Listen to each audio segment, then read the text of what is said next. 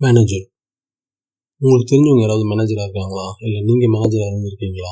Manager ஆகுறதுங்கிறது காலப்போக்கில் அந்த ஜாபுக்காக நம்ம வளர்த்துக்கிற குவாலிட்டின்னு நினச்சிட்டு இருக்கீங்க. ஆனால் என்னை பொறுத்த வரைக்கும் மேனேஜருங்கிறது வளர்த்துக்கிற குவாலிட்டி இல்லை, அது இன்பார்ன் குவாலிட்டி. அப்படி ஒரு குவாலிட்டி உள்ள ஒருத்தவங்களும் எனக்கு தெரியும். That is my sister. Manager, one who manages everything. அது தப்போ கரெக்டோ, ஒரு விஷயம் கரெக்டாக இருந்துச்சுன்னா அதை மேனேஜ் பண்ணுறது ரொம்ப ஈஸி. அதை யார் வேணால் பண்ணலாம். அந்த இடத்துல மேனேஜர் தேவையே பட மாட்டாங்க. ஆனால் எப்போ மேனேஜர் தேவைப்படுறாங்கன்னா, ஒரு விஷயம் தப்பாக இருக்கும்போது, இல்லை எதிர்பார்த்த அளவுக்கு இல்லாத போது அதை மேனேஜ் பண்ணுறதுக்கு ஒருத்தர் தேவைப்படுறாரு.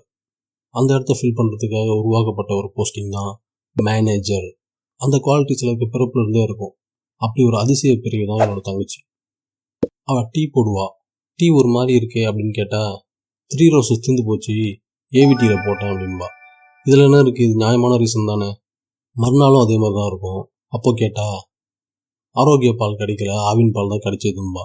நீங்கள் இதே கேள்வியை 3982 தடவை கேட்டாலும், இந்த பாலை கறந்த மாடு பசுமாடு கிடையாது, காளை மாடு, அதனால டீ இப்படி இருக்கும்பா.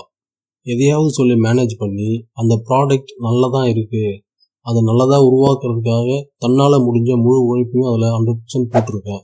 அதையும் மீறி சில தவறுகள் நடந்திருக்குன்னா அது முழுக்க முழுக்க இயற்கையின் விதியால் நடந்ததை தவிர தன் மேலே எந்த தப்பும் இல்லை அப்படிங்கிறத ரொம்ப அழகாக மேனேஜ் பண்ணி அந்த ப்ராடக்டை கஸ்டமர்கிட்ட டெலிவர் பண்ணிடுவா.